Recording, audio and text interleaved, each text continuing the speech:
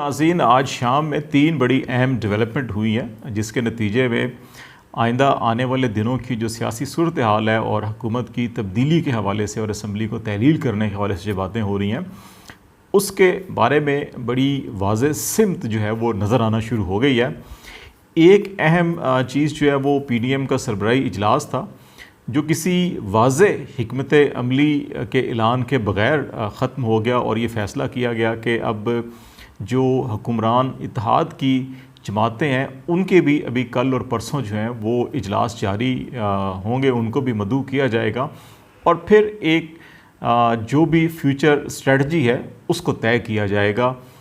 इसमें 2 करारदादें भी मंजूर की गई। एक वही जो सुप्रीम कोर्ट के फ़ैसले को टारगेट किया गया, सुप्रीम कोर्ट को टारगेट किया गया और वो जो 63A की तशरीह के हवाले से रेफरेंस सदर साहब ने भेजा था उसके ऊपर जो तशरीह की गई थी तो उसके ऊपर भी कहा गया जी कि उसके ऊपर फुल बेंच कायम किया जाए। और दूसरा इसके साथ साथ जो एक मौलाना फजल रहमान साहब की तजवीज़ थी कि लॉन्ग मार्च किया जाए पिंडी से लाहौर का, उसके बारे में कोई फ़ैसला नहीं किया जा सका। इमरान ख़ान साहब के बारे में भी ये डिमांड की गई फजल रहमान साहब की जानिब से कि हुकूमत उनको गिरफ़्तार करे, मुकदमात शुरू करे, उस पर भी कोई अनाउंसमेंट नहीं की गई। ताहम ये ज़रूर जो करारदाद थी दूसरी उसमें कहा गया कि इलेक्शन कमीशन ऑफ पाकिस्तान में जो ममनुआ फंडिंग केस है PTI का उसका फ़ैसला जल्द से जल्द सुनाया जा सके। PDM के इजलास और इसके जो असरात हैं, अभी इत्तेहादी हुकूमतों के भी इजलास होने जा रहे हैं,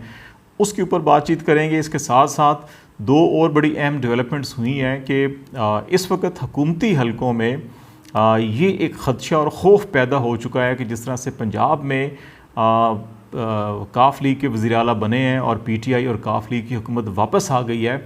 इसी तरह से जैसे हमने आखिरी वीलॉग किया था जिसमें ये कहा था कि हुकूमत के 2 इत्तेहादी जमातें जो हैं वो, बल्कि 3 जो हैं वो अगले हफ्ते PTI की लीडरशिप से मुलाकातें करने जा रहे हैं। तो अब ये एक ख़दशा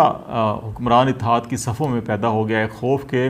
कहीं इमरान ख़ान साहब वापस नेशनल असम्बली में ना आ जाएं और वो जिस तरह से पंजाब में वापस उनको हुकूमत मिली है इसी तरह से अगर 2 या 3 इत्तेहादी PTI के साथ मिल जाते हैं तो कहीं इमरान ख़ान वापस नेशनल असम्बली में आके प्राइम मिनिस्टर ना बन जाएँ। इस ख़दशे के पेश नज़र जो आज शाम को ही 11 अरकान कौमी असम्बली जो पाकिस्तान तहरीक इंसाफ के उनके इस्तीफ़े मंजूर किए गए हैं। ये 11 का अदद बड़ा इंटरेस्टिंग है और जो हमने इस वक्त नेशनल असम्बली के अंदर कंपोजिशन है उसको देखा जाए और फिर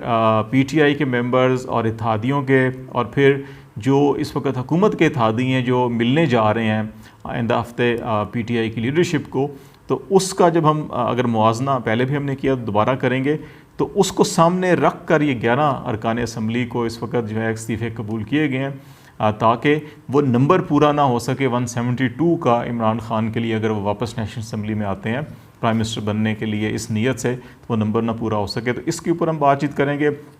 और तीसरा बड़ा अहम जो डिसीजन था वो पाकिस्तान मुस्लिम लीग कायद-ए-आज़म की जो सेंट्रल वर्किंग कमेटी की मीटिंग थी जिसमें 80 से ज़्यादा अरकान ने शिरकत की और मुत्तफ़िक़ा तौर पर पार्टी के सरबराह चौधरी शुजात हुसैन को और जो सेक्रेटरी जनरल ने तारिक चीमा साहब उनको उनके ओहदों से बरतरफ़ कर दिया गया और अगले 10 दिन के अंदर अंदर जो है कि वो पार्टी के नए इलेक्शन होंगे, जनरल कौंसिल का इजलास होगा 10 दिन के बाद और उनकी फिर नया पार्टी सदर और सेक्रेटरी है उसका इंतखाब किया जाएगा। और इस सिलसिले में 5 रुकनी इलेक्शन कमीशन भी जो है वो भी कायम कर दिया गया है और जो फौरी तौर के ऊपर उसने काम शुरू कर दिया है। ये जो इस 2 हवालों से ये बड़ा अहम फ़ैसला है। एक तो ये क्योंकि इस वक्त जो PDM की या हुकूमती इत्तेहाद की सारी जो कंपेन है या बयानिया है या तहरीक है वो सुप्रीम कोर्ट ऑफ पाकिस्तान के रिसेंटली फ़ैसला जो शुजात साहब ने ख़त लिखा था जिसके नतीजे में कि जी काफ लीग के 10 वोट मुस्तरद किए गए थे उसकी बेस के ऊपर है। अब ये जो सेंट्रल वर्किंग कमेटी का इजलास हुआ और पूरी की पूरी पार्टी ने अपने प्रेसिडेंट को ये कह कर के जी कि उनकी सेहत अब इस काबिल नहीं कि वो अपने फ़राइज़ सर अंजाम दे सके और तारिक बशीर चीमा जो सेक्रेटरी जनरल हैं उनके बारे में कहा गया कि वो पार्टी मफादात के ख़िलाफ़ साजिशों में मसरूफ़ हैं। तो अब वो जो बयानिया था कि जी कि पार्टी हेड का लेटर बड़ा अहम है और उसको क्यों तस्लीम नहीं किया गया, अदालत नहीं कर दिया, तो ये उसके बिल्कुल बरअक्स ये जो पाकिस्तान मुस्लिम लीग कायदे-ए-आज़म का फ़ैसला है जिसने अपने पार्टी सदर और सेक्रेटरी को ही बरतरफ कर दिया उस लेटर की बुनियाद के ऊपर, और कहा गया कि ये एक साजिशी अनासर की कार्रवाई थी। तो ये डेफिनेटली PDM की और जो हुकूमती इत्तेहाद है उसकी जो बयानिया या कैंपेन है उसको ऊपर भी काफ़ी असरात मुरतब करेगा। और दूसरी तरफ अब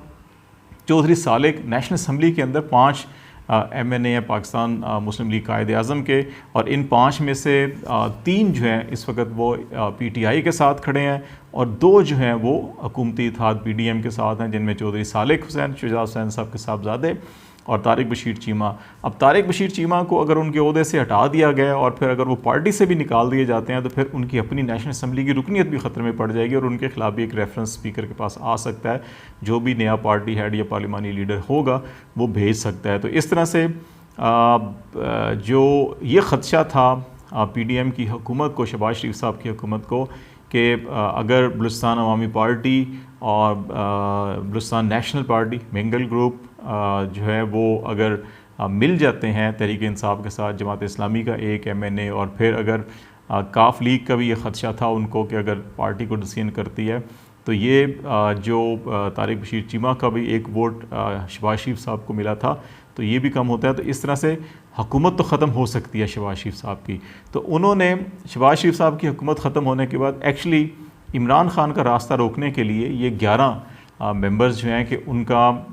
ये नोटिफिकेशन किया है इस्तीफ़े मंजूरी का, क्योंकि अगर कंपोजिशन देखें तो 164 के करीब इस वक्त मेंबर जो हैं वो PTI और उसके इत्तेहादियों की नेशनल असम्बली में हैं। 20 मुनर्रिफ अरकान डेफिनेटली सुप्रीम कोर्ट की 63A की तशरीह के बाद जो है कि वो अब मुखालिफ सिमत वोट नहीं डाल सकते। अगर वो वोट नहीं भी डालेंगे, गैर हाज़िर भी होंगे, फिर भी वो D सीट हो जाएंगे। तो इसलिए ये जो 4-4-8 और काफ लीग के 2 इसी तरह से इंडिपेंडेंट पे ख्याल किया जाता है कि शायद वहाँ से भी 2-3 लोग जो हैं कि इमरान खान को ज्वाइन कर सकते हैं। तो इसलिए 11 अरकान के इस्तीफ़े मंजूर किए गए ताकि अगर 4 बाप के मज़ीद और 4 BNP के और इंडिपेंडेंट अगर कोई 2 या 3 उधर जाते हैं तो ये तकरीबन 11 का फिगर बनता था जिनका खदशा था हुकूमत को कि उधर लोग जा रहे हैं। तो वो उतने ही PTI के नंबर कम किया है, और अगर 164 में से 11 कम कर दिया जाए तो ये 153 बन जाते हैं, और 153 में अगर उससे 11 आते हैं तो 164 बनते हैं। तो अगर 164 में 11 ऐड करें तो वो 175 बन जाता है, और प्राइम मिनिस्टरशिप के लिए 172 चाहिए होते हैं। तो ये वो खौफ है बेसिकली हुक्मरान इत्तेहाद में, जिसकी बुनियाद के ऊपर इनिशली 11 जो है MNAs इनको नोटिफाई किया गया। लेकिन क्या जो इज्तमाही तौर के ऊपर इस्तीफ़े दिए गए उनमें से सिर्फ एक सेलेक्टेड ग्रुप को अप्रूव करना और बाकी जो है पेंडिंग में रखना, ये भी इनमें से ऐसे जो नहीं पेश हुए स्पीकर के पास सामने, अगर इनके नामों को देखें 2 रिज़र्व सीट्स थी ख़वातीन की शीरी मज़ारी, शंदाना गुलजार, फिर अली मोहम्मद ख़ान मर्दान से हैं, फैसलाबाद से फ़रूख हबीब, इजाज़ शाह ननकाना से, अकरम चीमा, जमील अहमद और अब्दुल शकूर शाद ये कराची से मुंतखब होकर आए थे। फ़खर ज़मान जो है कुरम एजेंसी से, और शौकत ख़ान ये पेशावर, और फ़ज़ल मोहम्मद ख़ान चारसदा से, जो ये MNAs हैं जिनके इस्तीफ़े कबूल किए गए हैं। तो बाज़ कानूनी माहिरीन के मुताबिक अगर इन इस्तीफ़ों की मंजूरी को चैलेंज किया जाता है जी कि हमारी पूरी पार्टी के इस्तीफ़े कबूल किए जाए, हम सब ने दिया हुआ है कि ये क्यों किया जा रहा है, तो इसके ऊपर भी क्वेश्चन है। लेकिन उस तरफ अभी हम नहीं जाते। तो इस खौफ के मारे ये 11 का अदद पूरा किया गया है, और जूँ अगर हुक्मरान इत्तेहाद को ख़दशा होगा कि फ़लाँ ग्रुप भी छोड़ सकता है, फ़लाँ ग्रुप भी छोड़ सकता है, तो उसी एतबार से मज़ीद मरहलावार जो है PTI के इस्तीफ़े जो हैं वो मंजूर किए जाएंगे।